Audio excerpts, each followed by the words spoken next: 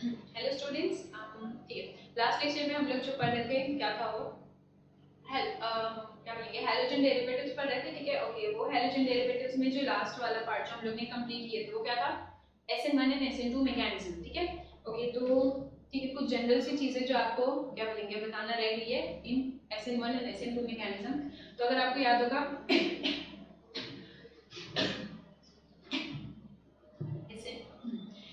SN जो था वो क्या था, सब्स्टिट्यूशन न्यूक्लियोफिलिक। तो न्यूक्लियोफिलिक सब्स्टिट्यूशन को आप क्या बोलते हो, SN मैकेनिज्म, ठीक है। न्यूक्लियोफाइल याद है ना, न्यूक्लियोफाइल क्या होता है, जो क्या बोलेंगे इलेक्ट्रॉन रिच स्पीशीज होती है जो क्या करती है, पॉजिटिव सेंटर पे अटैक करती है, वो होती है न्यूक्लियोफाइल, ठीक है। अब अगर ठीक है एक चार्ट बना के पढ़ लेते हैं। SN1 एग्जाम्पल्स याद है, एग्जाम्पल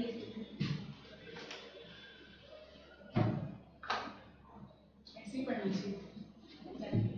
ओके, तो आपके पास है SN1 और SN2, ठीक है। हम लोग ने पढ़े थे, हम लोग ने स्टार्ट किए थे पहले SN2 से। हम लोग ने पढ़े थे कि SN2 क्या होता है, एक स्टेप में कंप्लीट हो जाता है। तो ये कैसा है, वन स्टेप रिएक्शन है, ठीक है। वाइल यहाँ पे क्या होता है, ये टू स्टेप रिएक्शन है, ठीक है। अब ये वन स्टेप और टू स्टेप क्यों आ रहा था, क्योंकि अगर आपको याद होगा कि SN2 में हम लोग ने पढ़े थे कि बॉन्ड ब्रेकिंग और बॉन्ड फॉर्मेशन कैसे हो रही थी, साइमल्टेनियस, एक ही साथ, एक ही साइड से आ रहा था और एक ही साइड से जा रहा था, ठीक है। तो यहाँ पे क्या था, bond breaking and bond formation कैसा था, साइमल्टेनियस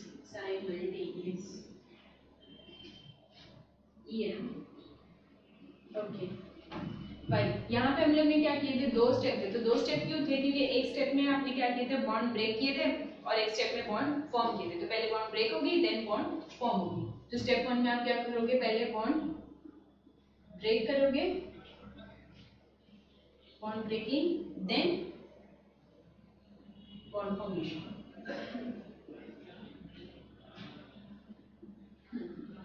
अगर आपको याद होगा कि यहाँ पे ये एक ही स्टेप में खत्म हो गया था, यहाँ पे क्या बना था, एक ही ट्रांजिशन स्टेट, ठीक है। तो यहाँ पे क्या आता, वन या सिंगल ट्रांजिशन स्टेट, सिंगल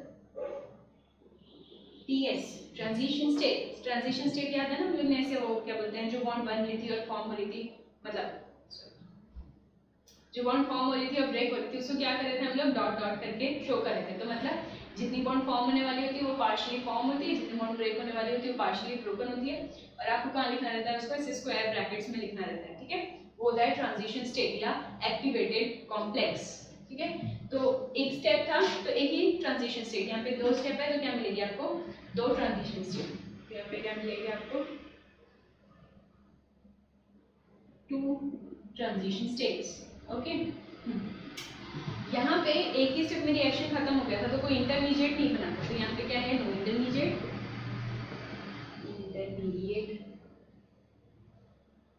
लेकिन यहाँ पे एक स्टेप हुआ था, ठीक है।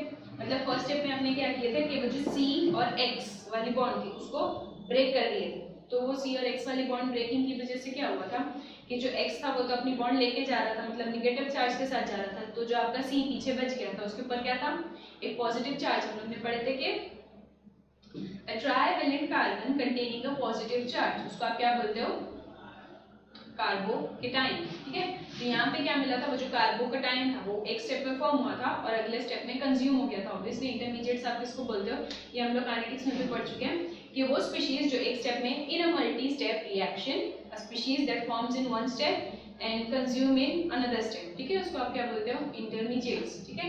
तो यहाँ पे तो इंटरमीडिएट फॉर्म हुआ था ना, क्या था वो, कार्बोकेटाइन, ओके। तो यहाँ पे क्या मिलेगा आपको, इंटरमीडिएट फॉर्म, ठीक है। और वो इंटरमीडिएट कौन सा था, कार्बोकेटाइन। तो लिख लेते हैं कार्बन, कैसे लिखेंगे, है ये carbocation trivalent carbon containing a positive charge, okay. Okay, ये सब तो बकवास चीजें, मतलब ये सब तो हम लोग को रिएक्शन देख के समझ में आ गई थी। जो इंपॉर्टेंट चीज हम लोग को समझनी है फॉर SN1 एंड SN2 के कौन सी चीज होगी। अब देखो यहाँ पे भी अल्काइल हैलाइड ही था जो रिएक्ट कर रहा था OH से, यहाँ पे भी अल्काइल हैलाइड ही था जो रिएक्ट कर रहा था OH से। तो फिर ऐसा क्या हुआ कि ये वाले 2 स्टेप में रिएक्शन दे रहे हैं और ये वाले 1 स्टेप में दे रहे हैं, ठीक है। तो जो क्या बोलेंगे मेजर चीजें हैं या जो मेजर फैक्टर्स है जो अफेक्ट कर रहे हैं कि कौन सा वाला रिएक्टेंट या ठीक है कौन सा वाला रिएक्टेंट या कौन से फैक्टर्स होंगे जो SN2 को फेवर करेंगे और कौन से वाले फैक्टर्स होंगे जो SN1 को फेवर करेंगे, ठीक है। तो वो वाले जो फैक्टर्स है वो फैक्टर्स पढ़ लेते हैं। आपको 3 फैक्टर इंपॉर्टेंटली दिए हुए हैं, ठीक है, तो हम लोग भी पढ़ लेते हैं। उससे पहले जो एग्जाम्पल हम लोग ने लिखे थे, मैं यहाँ पे वो एग्जाम्पल लिख देती हूँ कि कौन सी वाली एग्जाम्पल पढ़े थे, ठीक है। तो यहाँ पे जो एग्जाम्पल थी कौन सी थी वो CH3 Cl प्लस NaOH या KOH, आप कुछ भी ले सकते हो, NaOH ले लेते हैं। और यहाँ पे कुछ भी नहीं करना है, आपको क्या करना है, ये CH3OH प्लस NaOH, ये रिएक्शन था। यहाँ का अगर आपको रिएक्शन यहाँ तक लिख रहे हैं, यहाँ का जो रिएक्शन था वो कैसा था,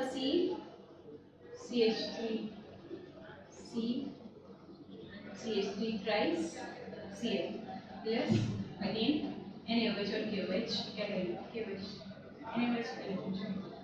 NaOH और ये क्या देगा CH3 thrice OH plus again NaCl, ठीक है। ओके, जो चीज आपको याद रखनी है वो क्या है, ये मतलब आपकी जो क्या बोलेंगे अल्काइल हैलाइड। तो पहला जो फैक्टर है वो है नेचर ऑफ अल्काइल हैलाइड, ठीक है। तो जो फर्स्ट इंपॉर्टेंट फैक्टर है वो क्या है, फर्स्ट फैक्टर, ऐसे क्यों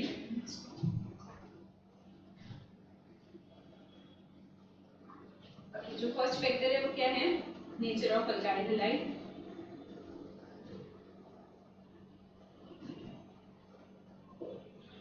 अल्काइल हैलाइड हम लोग ने पढ़े थे कि अल्काइल हैलाइड की जब आपने क्लासिफिकेशन किए थे तो हम लोग ने पढ़े थे कि जो आपका X है वो कौन से टाइप के कार्बन पे कनेक्टेड है, उसके बेसिस पे हम लोग उसको क्लासिफाई कर सकते हैं as primary, secondary and tertiary. याद है कि अगर आपके पास लाइक CH3X इस टाइप का कोई कंपाउंड है तो ये क्या है, X जिस कार्बन को कनेक्टेड है, ठीक है, X जिस कार्बन को कनेक्टेड है वो इंटरनेटली कार्बन को कनेक्टेड है, तो ये क्या होगी, ये प्राइमरी होगी, ठीक है। फिर हम लोग ने पढ़े थे कि ये ऐसा भी हो सकता है ना। यहाँ पे X जिस कार्बन को कनेक्टेड है वो क्या है, 2 और कार्बन को कनेक्टेड है, मतलब ये क्या होगी, दिस इज सेकेंडरी, ठीक है। वाइल अगर आपका जो X है वो क्या है, 3 साइड से कार्बन को कनेक्टेड है तो ये क्या होगी, टर्शियरी, बराबर। अब अगर आप ये दोनों को देखोगे तो आपको कौन सी चीज समझ में आ रही है, ये क्या है, यहाँ पे एक ही कार्बन है, ऑब्वियसली ये क्या है, ये प्राइमरी अल्काइल हैलाइड है। वाइल अगर आप यहाँ देखोगे तो यहाँ पे ये Cl ये C को कनेक्टेड है, जो इन टर्न 3 साइड से क्या है, CH3 इसको कनेक्टेड है, मतलब ये क्या है, टर्शियरी अल्काइल हैलाइड। तो ये देखिए आपको इजीली समझ में आ गया कि फॉर SN2 रिएक्शन, ठीक है, या ऐसे बोलो कि अगर आपके पास क्या है, प्राइमरी अल्काइल हैलाइड है, प्राइमरी अल्काइल हैलाइड, तो वो किस में जाएगी, वो SN2 को फेवर करेगी, ठीक है। और अगर आपके पास क्या है, टर्शियरी अल्काइल हैलाइड है तो वो SN1 को फेवर करेगी। अब ये तो बोल दिए कि ये इसको फेवर कर रहा है वो उसको फेवर कर रहा है, लेकिन ऐसा क्यों हो रहा है, ठीक है। तो ये क्यों हो रहा है, ये क्यों का एकदम छोटा सा इजी सा जवाब है। अगर आप देखोगे कि ये वाला जो क्या बोलेंगे, जो टर्शियरी अल्काइल हैलाइड्स है वो टर्शियरी अल्काइल हैलाइड्स कौन सी रिएक्शन में जाती है, SN1 में जाती है, जो कैसा है, 2 स्टेप रिएक्शन। वहां पे आपको पहले बॉन्ड ब्रेक करनी है, उसके बाद बॉन्ड फॉर्म करनी है। तो जब आप बॉन्ड ब्रेक करके क्या बनाते हो, एक कार्बोकटायन बनाते हो, ठीक है। मैं कार्बोकटायन दोनों के लिए आपको बना के बताती हूँ, फिर समझ में आएगा आपको कि कैसा। अगर यहाँ पे भी वही वाला केस होता तो ये कैसा हो जाता, कार्बोकटायन जो बन रहा है वो कैसा है, प्लेनार है ना, ठीक है, प्लेनार है। तो ये कैसा है, H, अगर उसके लिए नहीं सॉरी इसके लिए बना लेते हैं H और H, प्लेनार स्ट्रक्चर है, ठीक है। सारे जो एटम्स है वो कहाँ पे, इन द मॉलिक्यूलर प्लेन, और यहाँ पे क्या है, पॉजिटिव चार्ज है। अगर यही इसके लिए बनाएंगे तो ये कैसा हो जाएगा, CH3 और CH3, यहाँ पे क्या है, एक पॉजिटिव चार्ज। हम लोग को पता है कि कार्बन क्या है, एक नॉन मेटल है, तो ऑब्वियसली नॉन मेटल के ऊपर पॉजिटिव चार्ज कैसे हो सकता है, बराबर है। तो मतलब उसको क्या करना है, उसको ऐसा वो करना है कि उसका जो ओवरऑल पॉजिटिव चार्ज है वो क्या हो जाना चाहिए, कम हो जाना चाहिए। ठीक है, अभी वही चीज तो वो कैसे होगी, तो आपने एक इफेक्ट पढ़ा होगा 11th में, इंडक्टिव इफेक्ट। ठीक है, इंडक्टिव इफेक्ट क्या होता है, जब जो बॉन्ड के इलेक्ट्रॉन्स है वो क्या हो जाते हैं, बीच में रहने की बजाय किसी एक कॉर्नर पे शिफ्ट होने लग जाते हैं, तो उसको आप क्या बोलते हो, इंडक्टिव इफेक्ट। ठीक है, अब इंडक्टिव इफेक्ट भी क्या होते हैं, दो टाइप के होते हैं, एक इलेक्ट्रॉन विड्रॉइंग होता है और एक इलेक्ट्रॉन डोनेटिंग होता है। ठीक है, तो अगर ये कार्बोकटायन, ठीक है, जो मतलब आपका पॉजिटिवली चार्ज कार्बन है, उसके मतलब जो नेबर्स है वो ऐसे हैं या इतने अच्छे हैं कि वो क्या कर रहे हैं, अपने इलेक्ट्रॉन दे रहे हैं, किसको दे रहे हैं, वो सेंटर वाले कार्बन को, तो उसकी वजह से क्या हो जाएगा, उसका पॉजिटिव चार्ज कम हो जाएगा। जितना पॉजिटिव चार्ज कम होगा उतना वो जो कार्बोकटायन है वो क्या हो जाएगा, स्टेबलाइज हो जाएगा। ठीक है, तो आपको एक्चुअल में क्या चेक करनी है, जो कार्बोकटायन फॉर्म हो रहा है उसकी स्टेबिलिटी। अगर जो आपका कार्बोकटायन है वो स्टेबल हुआ तो वो कहाँ जाएगा, SN1 में जाएगा और 2 स्टेप में रिएक्शन देगा। अगर आपका कार्बोकटायन कैसा है, लेस स्टेबल है या वो स्टेबिलिटी नहीं शो कर पा रहा है या स्टेबलाइज नहीं हो पा रहा है, तो वो किस में जाएगा, SN2 में जाएगा और एक स्टेप में रिएक्शन को खत्म कर देगा। समझ आ रही है बात? ठीक है, तो अब देखते हैं कि क्यों मतलब ये वाले लोग SN2 में जा रहे हैं, ये वाले SN1 में। तो अगर आपने पढ़ा होगा तो याद है आपको कि जो अल्काइल ग्रुप होते हैं, वो अल्काइल ग्रुप क्या होते हैं, electron donating inductive effect show करते हैं। ठीक है, मतलब इलेक्ट्रॉन को क्या करते हैं, पुश करते हैं, अपने से दूर करते हैं। क्यों होता है, ऑब्वियसली क्योंकि वो क्या है, बल्कि ग्रुप है, और बल्कि ग्रुप में क्या हो जाता है, आज उन लोग के पास अभी ये C है, ये C के साथ भी तो H कनेक्टेड है ना, तो मतलब C और H के बीच में बॉन्ड है, तो बॉन्ड है तो मतलब उसके बॉन्ड्स में भी क्या होंगे, इलेक्ट्रॉन्स ही होंगे। तो वो इलेक्ट्रॉन ये इलेक्ट्रॉन को क्या हो सकता है, रिपल कर सकता है। ठीक है, तो वो क्या करेगा, अपने से दूर करेगा इलेक्ट्रॉन को। एक्चुअल में वो खुद स्टेबलाइज होने के लिए इलेक्ट्रॉन दूर करता है, लेकिन फिर भी सबका भला हो रहा है उसमें। ओके, तो यहाँ से क्या हो जाएगा, ये वाला जो बॉन्ड है इसके इलेक्ट्रॉन शिफ्ट होने लगेंगे टुवर्ड्स जो आपका पॉजिटिवली चार्ज कार्बन है। तो यहाँ से हुआ, यहाँ से भी वही हो रहा है, यहाँ से भी वही हो रहा है। तो ओवरऑल अगर आप देखोगे तो तीनों साइड से या सारे साइड से क्या हो रहा है, जो आपका जो कार्बोकटायन है उसको इलेक्ट्रॉन मिल रहे हैं, तो मतलब उसके अराउंड में जो इलेक्ट्रॉन की डेंसिटी वो क्या हो रही है, बढ़ रही है। मतलब ये कैसा हो जाएगा, ये हो जाएगा स्टेबलाइज, स्टेबलाइज। ठीक है, और स्टेबलाइजेशन की वजह से ये फेवर करेगा क्या, SN2 मैकेनिज्म। वही अगर आप यहाँ पे देखोगे, H बेचारा एक छोटा सा प्यारा सा एलिमेंट है, एक ही तो उसके पास इलेक्ट्रॉन है, अब वो भी अगर किसी और को दे देगा तो वो बेचारा खुद कैसे रहेगा। तो ऑब्वियसली H के पास उतनी टेंडेंसी नहीं है कि वो क्या करेगा, इलेक्ट्रॉन डोनेट करेगा। तो यहाँ पे इंडक्टिव इफेक्ट नहीं आ रहा है, इंडक्टिव इफेक्ट नहीं आ रहा है, मतलब ये क्या है, सबसे लीस्ट स्टेबल कार्बोकटायन। ठीक है, तो ये कैसा है, सबसे लीस्ट स्टेबल है।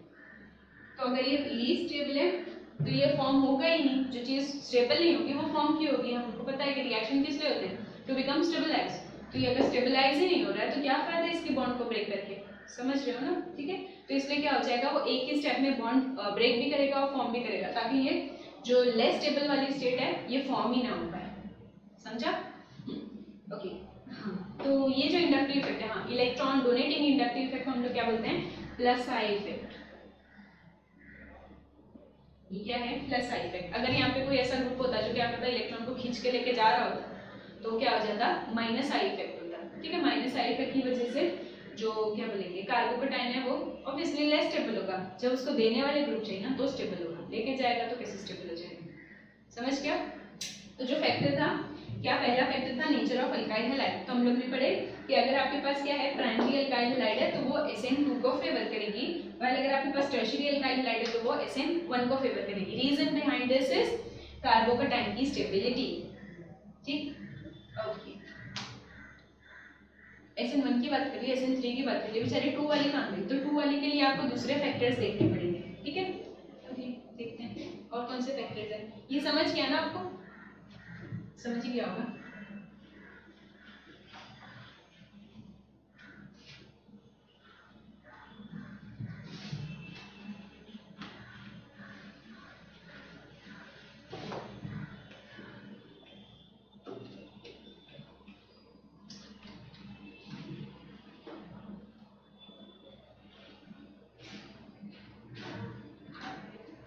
ओके, जो नेक्स्ट है वो क्या है,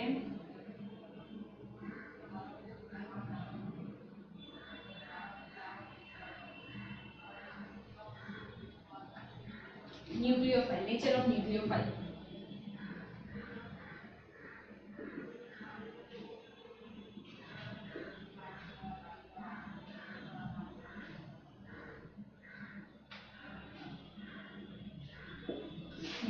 न्यूक्लियोफाइल। न्यूक्लियोफाइल क्या वो क्या बोलेंगे स्पीशीज जो कैसी है इलेक्ट्रॉन रिच है और वो अटैक करती है किसी पॉजिटिव सेंटर को, उसको आप बोलते हो न्यूक्लियोफाइल। ठीक है, अब अगर ऑब्वियसली पूरा रिएक्शन है, वो रिएक्शन में हम लोग किसके साथ रिएक्शन कर रहे हैं, उसका जो NaOH है वो क्या प्रोवाइड करेगा आपको, OH प्रोवाइड करेगा। यहाँ से भी आपको क्या प्रोवाइड होता है, OH। तो फॉर दैट पर्टिकुलर केस आपका न्यूक्लियोफाइल क्या है, OH बराबर 1 2 3 और नेगेटिव चार्ज।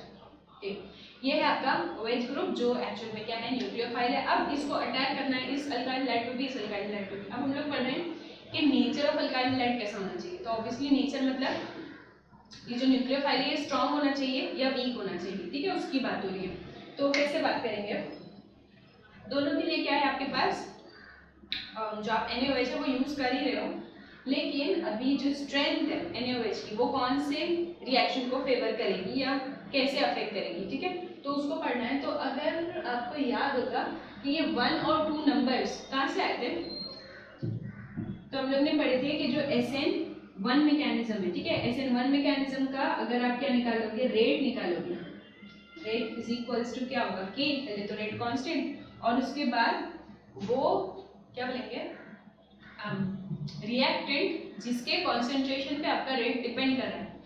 ठीक है, ये तो हम लोग ने इसमें भी पढ़ लिया था ना, क्या बोलते हैं उसको, केमिकल काइनेटिक्स में भी। ठीक है, कि अगर आपके पास क्या ऐसा रिएक्शन है A + B giving C + D, तो आपको क्या लिखना है, अगर रेट लिखना है तो रेट इज इक्वल्स टू क्या होता है, कि concentration of A and concentration of B। अगर A और B दोनों के ऊपर आपका रिएक्टेंट सॉरी जो क्या बोलेंगे रेट है वो डिपेंड कर रहा है। इसका मतलब क्या हुआ कि अगर आप A को चेंज करते हो तो इंटरन आपका रेट चेंज हो रहा है। लाइकवाइज अगर आप B को चेंज कर रहे हो, B की कॉन्सेंट्रेशन को चेंज कर रहे हो तो आपको रेट चेंज हो रहा है। तो मतलब जो आपका रेट है वो A और B दोनों पे डिपेंड कर रहा है, यही मतलब होता है ना। लेकिन अगर आप क्या बोलेंगे SN1 के लिए पढ़ोगे तो देखो यहाँ पे भी आपके पास क्या है, A + B giving C + D, यहाँ पे भी आपके पास है A + B giving C + D। ठीक है, लेकिन अगर आप इस पर्टिकुलर केस के लिए मतलब SN1 के लिए बात कर रहे हो तो यहाँ पे आपका जो रेट है वो सिर्फ किसके ऊपर डिपेंड कर रहा है, A के ऊपर डिपेंड कर रहा है, B के ऊपर डिपेंड नहीं कर रहा है। ठीक है, तो यहाँ पे क्या होता है, कॉन्सेंट्रेशन ऑफ C मतलब जो आपकी अल्काइल हैलाइड है सिर्फ उसके ऊपर डिपेंड कर रहा है, OH के कॉन्सेंट्रेशन के ऊपर डिपेंड नहीं कर रहा है। ठीक है, इसीलिए ये क्या है, इसकी जो क्या बोलेंगे ऑर्डर है वो ऑर्डर क्या आ रहा है, 1 आ रहा है। तो 1 ऑर्डर है इसलिए हम लोग क्या बोलते हैं SN1, 1 रिप्रेजेंट यूनिमोलिक्यूलर। ठीक है, या ऑर्डर 1। और अगर इसको देखोगे तो SN2 के लिए तो अगर मैं इसमें क्या निकालूं, रेट निकालूं, तो रेट इज इक्वल टू क्या हो जाएगा, K CH3X और साथ साथ में OH की। ठीक है, तो मतलब ये वाला जो है वो डिपेंड कर रहा है किसके ऊपर, OH के ऊपर भी। तो पावर कैसा हो गया 1 + 1। हम लोग को मालूम है ऑर्डर कैसे निकालते हैं आप लोग, ये जो कंसंट्रेशन टर्म के ऊपर जो पावर्स होते हैं वो पावर्स को आपको ऐड करना होता है। ठीक है, तो ये 1 + 1 = 2 मतलब रिएक्शन इज बायोमोलिक्यूलर या ऑर्डर 2, इसीलिए हम लोग उसको बोल रहे हैं SN2। तो क्यों ऐसा हो रहा है कि यहाँ पे जो आपका रेट है वो OH के कंसंट्रेशन के ऊपर डिपेंड कर रहा है और यहाँ पे डिपेंड नहीं कर रहा है। तो यहाँ पे जो क्या बोलेंगे रीजन है वो क्या है कि अगर आपका जो न्यूक्लियोफाइल है वो कैसा है, स्ट्रॉन्ग न्यूक्लियोफाइल, तो वो फेवर करेगा किसको, SN2 को। अब क्यों, क्योंकि अगर वीक न्यूक्लियोफाइल हो गया तो क्या हो जाएगा, सॉरी मतलब SN1 के लिए वैसा कोई केस नहीं कि मतलब स्ट्रॉन्ग ही चाहिए या वीक ही चाहिए। क्यों ऐसा नहीं है, क्योंकि यहाँ पे कैसा है, यहाँ पे पहले ही स्टेप में क्या हो चुका है, आपका जो कार्बोकेटाइन है वो फॉर्म हो चुका है। तो आपके जो क्या बोलेंगे OH है वो स्ट्रॉन्ग हो चाहे वीक हो, उसको तो पहले से बना बनाया C+ मिल रहा है ना, तो उसको सिर्फ क्या करना है, वो C+ के ऊपर आके अटैक करना है या उसके साथ एक बॉन्ड बनाना है। वाइल यहाँ पे SN2 में आपको क्या है, SN2 में कोई कार्बोकेटाइन फॉर्म नहीं हुआ है, बराबर है। आपकी जो सिर्फ CX बॉन्ड है वो थोड़ी सी पोलर नेचर शो करी, पर पता है ना हम लोग ने ऐसे पढ़े थे, जो CX है यहाँ पे 3 और लोग हैं, यहाँ पे क्या हो जाता है पार्शियल पॉजिटिव चार्ज आ जाता है, यहाँ पे पार्शियल नेगेटिव। ये किसके लिए केस है, ये SN2 के लिए। लेकिन अगर आप SN1 में देखोगे तो वहां पे तो आपको स्टेप 1 में ही बना बनाया क्या बोलेंगे एक पॉजिटिवली चार्ज कार्बन मिल रहा है। तो सिर्फ जो भी क्या बोलेंगे न्यूक्लियोफाइल है उसको आना है और यहाँ पे अपनी बॉन्ड बनानी है। लेकिन यहाँ पे वो जो न्यूक्लियोफाइल है उसको इतना स्ट्रांग होना चाहिए कि वो ये X को डिस्प्लेस करके उसकी जगह पे आ सके। ठीक है, तो इसीलिए ऑब्वियसली यहाँ से किसी को धक्का मार के अगर आपको बाहर निकालना है तो आपके पास खुद पावर होनी चाहिए या खुद जान होनी चाहिए। तो मतलब यहाँ पे जो न्यूक्लियोफाइल है वो कैसा होना चाहिए, यहाँ का न्यूक्लियोफाइल शुड बी स्ट्रांग।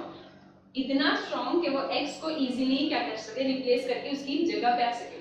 वही यहाँ पे आपके पास सिर्फ क्या करनी है, कार्बोकेटाइन बना हुआ मिला, आपको सिर्फ उसके साथ बॉन्ड बनानी है, इसलिए यहाँ पे आपको वीक न्यूक्लियोफाइल रहेगा तो भी कोई मैटर नहीं है, लेकिन यहाँ पे आपको क्या चाहिए, स्ट्रॉन्ग न्यूक्लियोफाइल चाहिए। समझ रहे हो? वही स्ट्रॉन्ग न्यूक्लियोफाइल होने की वजह से, या जितना ज्यादा आपका न्यूक्लियोफाइल स्ट्रॉन्ग होगा उतना ज्यादा वो क्या करेगा, फास्ट करेगा रिएक्शन को। देखो किसी को आना है, इसकी बॉन्ड को ब्रेक करना है और अपनी बॉन्ड फॉर्म करनी है, मतलब या इतना क्या बोलेंगे डेंस होना चाहिए, उसके पास इतनी ज्यादा इलेक्ट्रॉन डेंसिटी होनी चाहिए कि ये कार्बन खुद ही इसको छोड़ के उसके साथ बॉन्ड बना ले। ठीक है, तो उसके लिए कैसा होना चाहिए, उसको बहुत ज्यादा पावरफुल होना चाहिए। वो जितना ज्यादा पावरफुल रहेगा ये उतना फास्ट उसके साथ रिएक्ट करेगा। तो इसीलिए आपका जो रेट है वो क्या कर रहा है, OH के कॉन्सेंट्रेशन के ऊपर डिपेंड कर रहा है। ठीक है, तो अगर आप OH को ज्यादा स्ट्रॉन्ग करते हो तो रिएक्शन में क्या हो जाएगा, ये ज्यादा स्ट्रॉन्ग है, वो फटाफट क्या करेगा, उसके साथ रिएक्ट करेगा और आपका रेट भी क्या हो जाएगा, बढ़ जाएगा। किसका, SN2 मैकेनिज्म का। लेकिन यहाँ पे वैसा कोई भी केस नहीं है। समझ गया? तो अगर आपको क्या करना है, न्यूक्लियोफाइल के रिस्पेक्ट में बात करनी है, तो आपको क्या मिला कि अगर आपके पास क्या है, अगर आप कराना चाहते हो क्या, SN1 मैकेनिज्म, तो यहाँ पे क्या रहेगा, जो मॉडरेट आपका न्यूक्लियोफाइल है वो भी चल जाएगा, मतलब मॉडरेट उसकी स्ट्रेंथ होनी चाहिए। वाइल अगर आपको क्या करनी है, SN2 मैकेनिज्म कराना है, तो यहाँ पे आपको क्या चाहिए, स्ट्रॉन्ग न्यूक्लियोफाइल चाहिए। समझ गया? ठीक है, तो यहाँ पे आपका जो क्या बोलेंगे मॉडरेट सा न्यूक्लियोफाइल है वो काम कर जाएगा, लेकिन यहाँ पे क्योंकि आपको क्या करनी है, बॉन्ड पूरी ब्रेक करा के दोबारा न्यू बॉन्ड फॉर्म कराना है। ठीक है, इसलिए न्यूक्लियोफाइल को क्या होना चाहिए, स्ट्रॉन्ग होना चाहिए। समझ गया? एक और लास्ट वाला फैक्टर है वो भी पढ़ लेते हैं। ठीक है, ठीक है, तो जो लास्ट फैक्टर है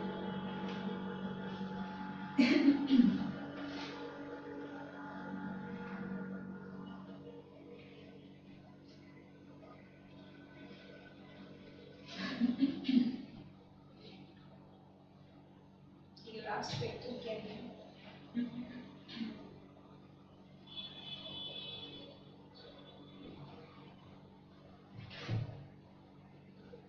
नेचर ऑफ सॉल्वेंट।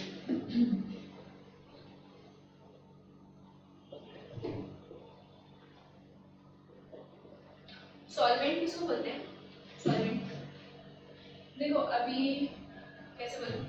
ठीक है, अगर हम लोग बोलेंगे कि आपके पास क्या है, दो सॉलिड्स है, ठीक है, आपको दो सॉलिड का रिएक्शन कराना है, तो आप क्या करोगे, एक सॉलिड लोगे, दूसरा सॉलिड लोगे, दोनों को मिक्स करोगे, ऑटोमेटिकली रिएक्शन हो जाएगा। लेकिन ठीक है, कुछ फैक्टर्स हैं जो आपको याद रखने हैं। अभी ये जो सारी चीजें हैं ये ग्रीन केमिस्ट्री को भी अफेक्ट कर रही है, मतलब ठीक है एक्सप्लेन करते हैं।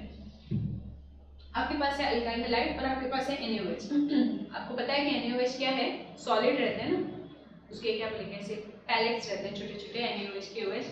ठीक है, तो ये सॉलिड है और आपकी अल्काइल हैलाइड भी क्या है, ऑब्वियसली सॉलिड स्टेट में, ज्यादातर जो है वो सॉलिड स्टेट में, कुछ जो आएगी वो क्या बोलेंगे, जो एरोमेटिक अल्काइल हैलाइड्स होती है वो क्या होती है, या अलाइल हैलाइड्स होती है वो लिक्विड स्टेट में होती है, लेकिन ज्यादातर फिर भी सॉलिड स्टेट में रहती है। ओके, तो अगर आप दो सॉलिड को मिक्स करोगे तो वहां पे आपको क्या मिलेगी, रिएक्शन मिलेगी। लेकिन जो ट्रेडिशनल कंसेप्ट है, ट्रेडिशनल कंसेप्ट मतलब जो सालों से केमिस्ट्री जैसे चली आ रही है, उसमें हम लोग क्या करते हैं, दो सॉलिड को मिक्स करके डायरेक्ट रिएक्शन नहीं करते। उसके बाद क्या करते हैं, हम लोग एक ऐसा सॉल्वेंट सिलेक्ट करते हैं जिसमें आपका A और B दोनों क्या हो जाना चाहिए, मिक्स हो जाना चाहिए, और वो सॉल्वेंट भी ऐसा होना चाहिए कि वो ज्यादा अफेक्ट नहीं करना चाहिए, मतलब उसकी वजह से किसी को ज्यादा प्रॉब्लम नहीं होनी चाहिए जो रिएक्शन हो रहा है उसमें। ठीक है, लेकिन ये क्या बोलेंगे, फिर उसके बाद क्या हो जाएगा, जब आपका प्रोडक्ट फॉर्म हो जाएगा, वो प्रोडक्ट को आप क्या करोगे, सॉल्वेंट में से एक्सट्रैक्ट कर लोगे, और फिर जो बचा हुआ सॉल्वेंट है वो क्या हो जाएगा, वो तो वेस्ट हो गया, उसको क्या करना पड़ेगा, फेंकना पड़ेगा। तो इसीलिए मतलब कुछ इश्यूज चल रहे हैं। ठीक है, जो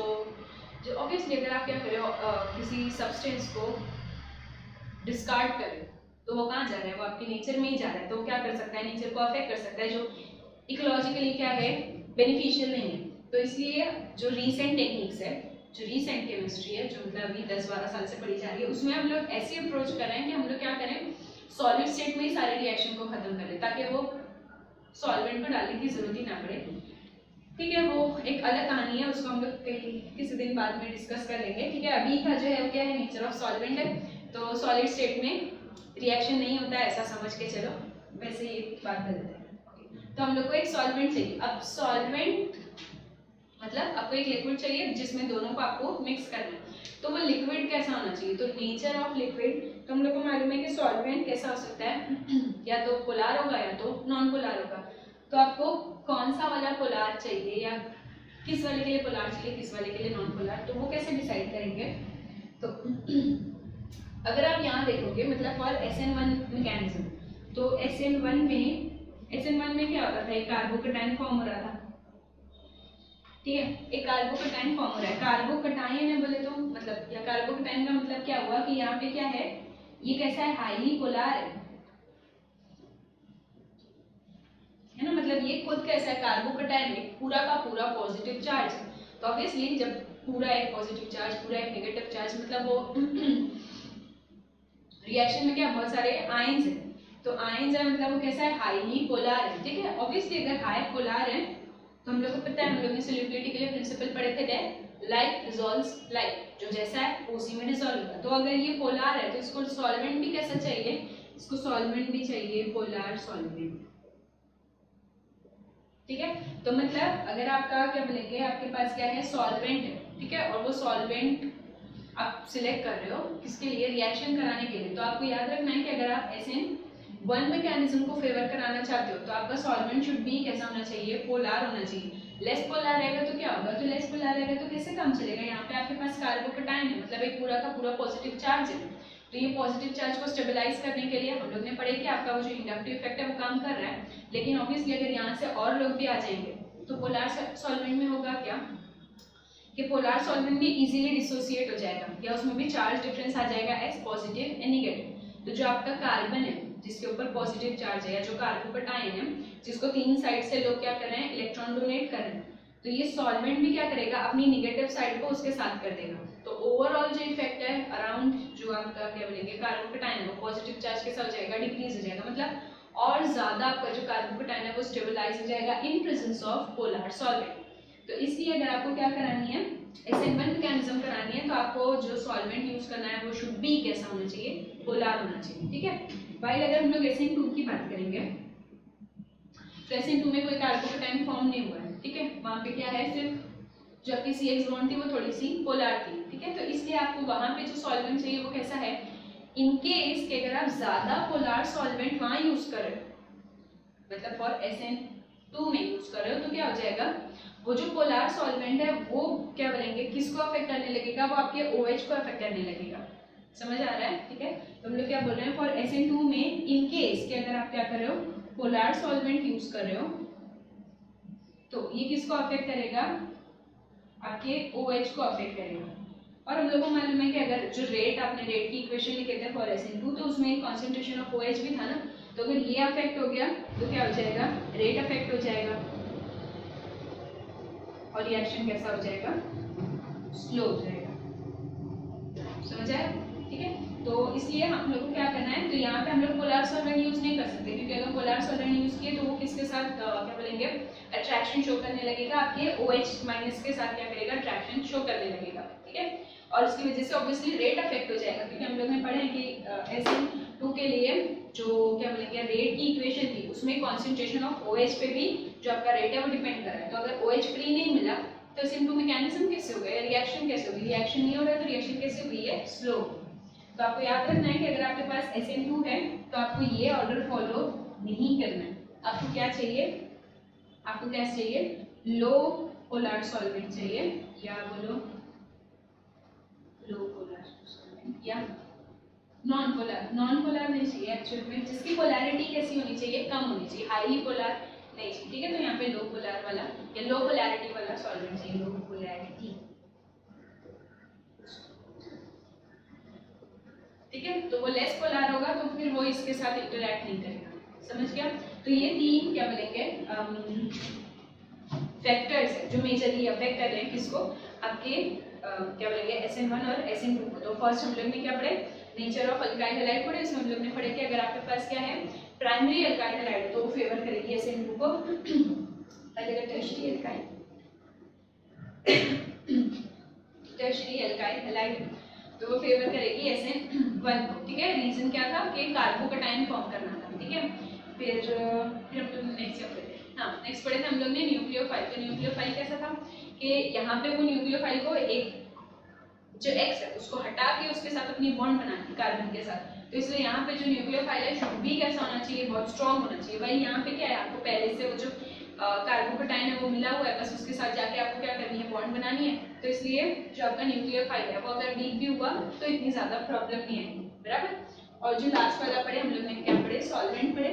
तो हम लोग ने पढ़े कि SN1 में कार्बोकेटाइन फॉर्म होता है। तो अगर कार्बोकेटाइन हाईली पोलर है तो जो क्या बोलते हैं सॉल्वेंट है वो भी कैसा होना चाहिए, हाईली पोलर होना चाहिए। या अच्छा एक वर्ड आपके उसमें आया है पोलर प्रोटिक, ठीक है।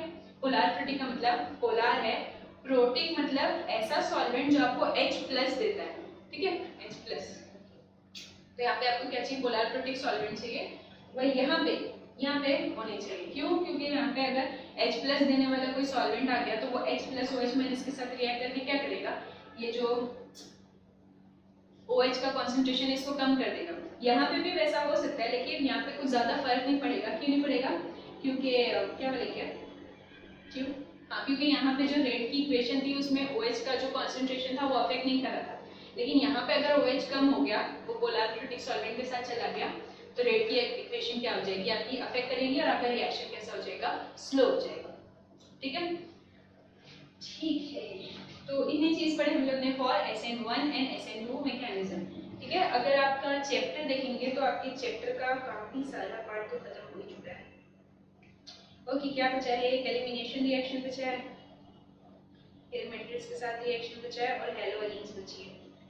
ओके, तो मुझे लगता है 2-3 लेक्चर में तो खत्म हो जाना चाहिए। ठीक है, तो आज के लिए बस करते हैं। तो यहाँ पे आपका जो पूरा SN1 और SN2 का जो पार्ट था, ठीक है, वो पूरा का पूरा क्या हो चुका है, कंप्लीट हो चुका है। हाँ, लास्ट ईयर जो आपका क्या बोलेंगे यही वाला चैप्टर था, उसमें ग्राफ भी बने हुए थे। इस साल पता नहीं क्यों ग्राफ नहीं है। तो इन केस कि अगर आपको ग्राफ क्या करेंगे, पढ़नी है या पढ़ानी है, क्या करेंगे इसको, देखते हैं इसको नेक्स्ट लेक्चर में। नेक्स्ट लेक्चर में देखेंगे, अभी बना लेते हैं, 2 मिनट लगेगा, अभी बना लेते हैं।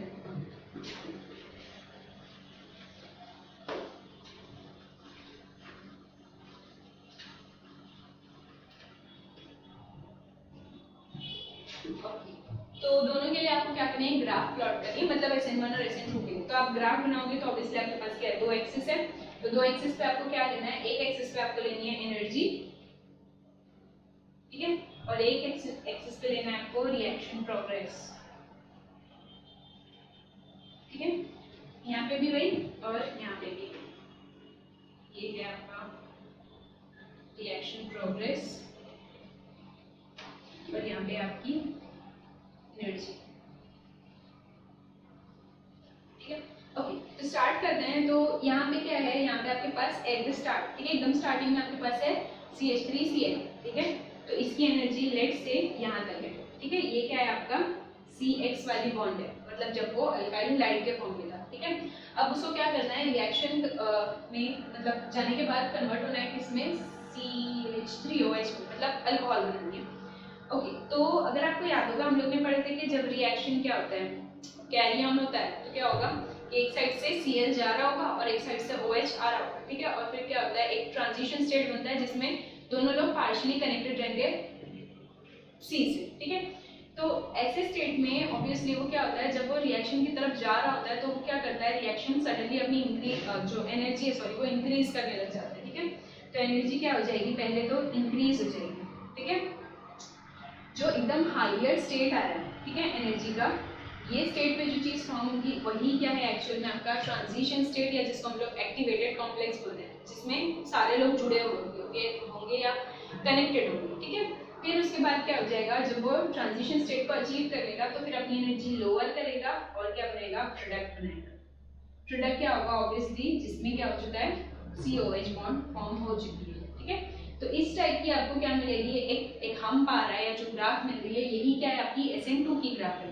अब आपको जो चीज याद रखनी है कि लेट ये यहाँ पे क्या थी आपकी CX की एनर्जी है, और जो हाईएस्ट एनर्जी जा रही है ट्रांजिशन स्टेट तक की, ये जो एनर्जी डिफरेंस है, ये एनर्जी डिफरेंस को हम लोग क्या बोलते हैं, डेल EA। ये बोले तो activation energy, EA activation energy, या एनर्जी ऑफ एक्टिवेशन। अब इसका मतलब क्या हुआ, only those reactant molecule that has sufficient energy और एनर्जी इक्वल टू और ग्रेटर देन एक्टिवेशन एनर्जी, सिर्फ वही मॉलिक्यूल क्या करेंगे, आपके रिएक्शन में जाएंगे और प्रोडक्ट बनाएंगे। मतलब यहाँ पे ये क्या है आपके, लेट फॉर एग्जांपल के ट्रांजिशन स्टेट की जो एनर्जी है वो कितनी है, वो आ रही है, ठीक है, ऐसे नहीं समझते इसको। जैसे अगर आपको क्या करनी है, एक कॉलेज में एडमिशन लेना है, तो एडमिशन का क्या होता है, कट ऑफ होता है। तो अगर आपके मार्क्स क्या है, वो कट ऑफ जितने या उससे ज्यादा है तो आपको एंट्री मिलेगी, एल्स क्या हो जाएगा, ऑब्वियसली आपको कुछ दूसरा सिलेक्ट करना पड़ेगा। तो यहाँ पे भी वैसा ही वाला केस है, ये आपको, ठीक है, आपके पास एक सर्टेन एक परसेंटेज है, ये आपका क्या बोलेंगे, जो ड्रीम कॉलेज है जिसमें आपको एडमिशन लेना है, अब इसकी क्या है, एक कट ऑफ लिस्ट है। अब वो कट ऑफ लिस्ट के जितना अगर आपके पास क्या है, क्या बोलेंगे, परसेंटेज है या उससे ज्यादा है, तो ही आप इसको क्या करोगे, क्रॉस करोगे और आपको एडमिशन मिलेगा। एल्स क्या हो जाएगा, यहाँ से आप आ रहे थे, ठीक है, लेकिन आपका जो क्या बोलेंगे मार्क्स है या जो आपका परसेंटेज है वो क्या हो जाएगा, इसे कट ऑफ से कम है, तो आप क्या हो जाओगे, वापस लुढ़क के नीचे ही आ जाओगे ना। वही वाला केस है, only those reactant molecule that has sufficient energy to cross this barrier, वही क्या कर सकते हैं, प्रोडक्ट बना सकते हैं। और ये जो एनर्जी बैरियर है इसको हम लोग क्या बोल रहे हैं, एक्टिवेशन एनर्जी, ठीक है। ओके, यहाँ पे एक ही स्टेप में रिएक्शन कंप्लीट हुआ था, इसलिए एक ही ट्रांजिशन स्टेट बना। यहाँ की बात करते हैं। अब तो हम लोग क्या पढ़ रहे थे, हम लोग पढ़ रहे थे एनर्जी प्रोफाइल डायग्राम, ठीक है। वो एनर्जी प्रोफाइल डायग्राम हम लोग ने SN2 जो रिएक्शन मैकेनिज्म है उसके लिए देख लिए थे। एनर्जी प्रोफाइल डायग्राम में आपको करना क्या रहता है, एक साइड पे आपके पास एनर्जी है और दूसरी साइड पे है रिएक्शन प्रोग्रेस, ठीक है। हम लोग क्या करते हैं कि हम लोग स्टार्ट करते हैं रिएक्टेंट से और फिर वो कैसे कन्वर्ट हो रहा है प्रोडक्ट में, उसके लिए हम लोग एक क्या बोलेंगे एनर्जी की ग्राफ बनाते हैं। हम लोग ने देखे थे कि अगर आपकी जो SN2 वाली ग्राफ थी, ठीक है, तो वो SN2 वाली ग्राफ एकदम सिंपल थी, यहाँ पे रिएक्शन प्रोग्रेस थी और यहाँ पे एनर्जी, सिर्फ वो ऐसे करके आपको क्या मिली थी, एक ग्राफ मिलेगी। एक ही हम पा रहा था उसमें, अब एक हम पा रहा था तो क्यों आ रहा था, क्योंकि हम लोग ने पढ़े कि वो क्या है, सिंगल स्टेप रिएक्शन है और उसमें एक ही ट्रांजिशन स्टेट बनता है, ठीक है। तो SN2 की जो एनर्जी प्रोफाइल डायग्राम थी वो बहुत ज्यादा इजी थी, जो एक्चुअल प्रॉब्लम है, ठीक है, या जो कॉम्प्लिकेशन है वो कहाँ पे आ रही है, SN1 के लिए। तो इसमें हो क्या रहा है, अगेन मैंने क्या की, रिएक्शन प्रोग्रेस और एनर्जी के रिस्पेक्ट में क्या बोलेंगे ग्राफ बनाए, ठीक है। अब स्टार्ट में एकदम जब रिएक्शन जब स्टार्ट हो रहा है तो वहां पे आपके पास क्या है, अल्काइल हैलाइड, तो यहाँ पे वो अल्काइल हैलाइड को रिप्रेजेंट कर रहा है। अब हम लोग को पता है कि जो SN1 मैकेनिज्म है वो दो स्टेप में कंप्लीट होता है। एक स्टेप में आप क्या करते हो, बॉन्ड ब्रेक करते हो, दूसरे स्टेप में बॉन्ड फॉर्म करते हो। तो अगर दो स्टेप में है तो दो ट्रांजिशन स्टेट मिलेगी, ठीक है। तो जो आपका ट्रांजिशन स्टेट 1 यहाँ पे शो कर रहा है वो क्या है, वो CX बॉन्ड की ब्रेकिंग को शो कर रहा है, ठीक है। और जो ट्रांजिशन स्टेट 2 आया है वो किसके लिए है, वो COH बॉन्ड फॉर्मेशन को शो कर रहा है, ठीक है। तो दो ट्रांजिशन स्टेट फॉर टू क्या बोलेंगे स्टेप्स, ओके। अब यहाँ पे अगर आप देखोगे तो जब आपने रिएक्शन को स्टार्ट किया, ठीक है, तो उसकी एनर्जी सडनली राइज होकर कहाँ गई, TS1 तक है, ठीक है। ट्रांजिशन स्टेट 1 में क्या हो रहा है कि आपकी CX बॉन्ड की ब्रेकिंग हो रही है। तो ये स्टेप में क्या होगा, जो बॉन्ड ब्रेकिंग है वो कैसे रहेगी, पार्शियल होगी, मतलब वो डॉटेड ऐसे कनेक्टेड होगी, है ना। मतलब CX बॉन्ड अभी भी क्या है, मतलब हम लोग बोल सकते हैं कि वो पार्शियली कनेक्टेड भी है और पार्शियली क्या है, ब्रोकन भी है, ठीक है। और यहाँ TS2 में भी क्या है, वो कैसा है, वो पार्शियली कनेक्टेड भी है और पार्शियली ब्रोकन भी है, COH वाली बॉन्ड, ठीक है। लेकिन अगर आप ये दोनों के बीच में देखोगे तो ये TS1 हो जाने के बाद एनर्जी क्या हो रही है, डिक्रीज हो रही है। तो ये एनर्जी डिक्रीज क्यों हो रही है, तो ये जो क्या बोलेंगे डिक्रीज होने के बाद जो वैल्यू आई है यहाँ पे, ये एक्चुअल में आपको क्या शो कर रहा है, एक इंटरमीडिएट शो कर रहा है। जब मल्टी स्टेप रिएक्शन होंगे तो अगर आपका इंटरमीडिएट कैसा है, स्टेबल है, तो हम लोग को मालूम है, देखो स्टेबिलिटी कैसी रहती है, इनवर्सली प्रोपोर्शनल रहती है एनर्जी के। तो अगर कोई कंपाउंड कैसा है, ज्यादा स्टेबल है, मतलब उसकी एनर्जी क्या हो जाएगी, कम हो जाएगी। ट्रांजिशन स्टेट या एक्टिवेटेड कॉम्प्लेक्स कैसा रहता है, उसकी एनर्जी डिवास्टेड, मतलब वहाँ पे क्या है, सारे चीजें कैसे बिखरी फैली हुई है, तो वहाँ की एनर्जी क्या रहेगी, बहुत हाई रहेगी। या आप बोल सकते हो कि वो जो मॉलिक्यूल है वो कैसा है, बहुत ज्यादा अनस्टेबल है, इसलिए उसकी एनर्जी कैसी है, हाइयर है। लेकिन जो क्या बोलेंगे आपका इंटरमीडिएट अगर फॉर्म हो रहा है और वो इंटरमीडिएट क्या है, स्टेबल है, तो वो अपनी एनर्जी क्या कर लेगा, डिक्रीज कर लेगा। तो यहाँ पे भी वही वाला केस हो रहा है कि यहाँ पे आपने क्या किया था, अभी वो जो CX बॉन्ड है वो पार्शियली कनेक्टेड भी है, तो इसलिए इसकी एनर्जी ज्यादा है। जैसे ही वो X रिलीज हो जाएगा और आपका कार्बोकटायन फॉर्म हो जाएगा, तो कार्बोकटायन कैसा है, ज्यादा स्टेबल है, ठीक है। तो इसलिए वो एनर्जी क्या कर लेगा, अपनी डिक्रीज कर लेगा, ठीक है। तो ये स्टेप या जो ये नीचे क्या बोलेंगे डिप्रेशन आ रहा है, ये डिप्रेशन आपको क्या शो कर रहा है कि यहाँ पे क्या है, इंटरमीडिएट है और वो इंटरमीडिएट क्या है, कार्बोकटायन। और अपने को पता है कि SN1 में जो कार्बोकेटाइन है वो स्टेबलाइज हो जाता है due two plus I effect, inductive effect है ना, वो तीन साइड से वो जो अल्काइल ग्रुप थे या मिथाइल ग्रुप थे वो क्या करते हैं, उसको इलेक्ट्रॉन डोनेट कर रहे हैं। ठीक है, तो ये हो गया। अब जब दोबारा COH बॉन्ड फॉर्म हो रही है तो फिर से एनर्जी क्या हो रही है, राइज हो रही है। ठीक है, तो ये दोबारा क्या होगा, ये एनर्जी राइज होगा। अब कौन से वाला हम बड़ा होगा, कौन सा वाला छोटा, ये डिपेंड करता है इलेक्ट्रॉन डेंसिटी के ऊपर। ठीक है, ये आपको इतना ज्यादा डिटेल में पढ़ने की जरूरत नहीं है आप, लेकिन इतना याद या समझ सकते हो कि जब CH बॉन्ड फॉर्म हो रही थी तो वो कैसा था, उसका स्ट्रक्चर टेट्राहेड्रल से प्लेनार हो रहा था। लेकिन जब एक OH आ रहा है अटैक करने के लिए तो आपका जो कार्बोकेटाइन फॉर्म हुआ था वो कैसा था, प्लेनार था। ठीक है, तो वो कहीं से भी आता तो उसको क्या मिलती, लेस हिंड्रेंस मिलती। ठीक है, इसलिए उसकी एनर्जी उतनी राइज नहीं हो रही है जितनी CX की है। आपको ये इतना सारा डिटेल में याद रखने की जरूरत नहीं है, आप इतना याद रखो कि दो हम का मतलब क्या है, दो ट्रांजिशन स्टेट है। ये छोटा वाला या सॉरी ये बाद वाला छोटा क्यों है, तो इसको आप ऐसे समझ सकते हो कि जो कार्बोकेटाइन है, हम लोग ने पढ़े थे ना कि क्या बोलेंगे, SN1 में बोथ साइड अटैक होता है। हम लोग ने पढ़े थे कि SN2 में क्या होता है, वो सिर्फ नीचे से आ सकता है क्योंकि एक लिविंग ग्रुप को जाना है, तो वहाँ पे क्या हो सकती है, रिपल्जन हो सकती है दोनों के बीच में, इसलिए वो क्या हो जाएगा, ऑपोजिट साइड से अटैक करेगा। लेकिन SN1 में जब कार्बोकेटाइन हो जाता है तो वो कार्बोकेटाइन कैसा हो जाता है, प्लेनार हो जाता है।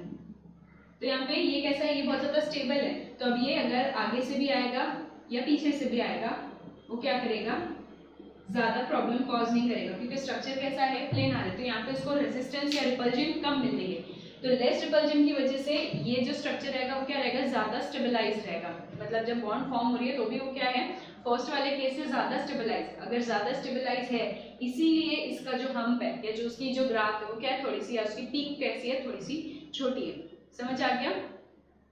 ठीक है, तो ये यहाँ पे क्या हो रहा है, TS2 में COH बॉन्ड फॉर्म हो रही है और वो अल्टीमेटली क्या बनाएगा, आपका जो प्रोडक्ट है या जो अल्कोहल है वो फॉर्म हो जाएगी। ठीक है, ओके। तो यहाँ पे आपका जो SN1 और SN2 वाला जो पार्ट था वो फिनिश हो गया। ठीक है,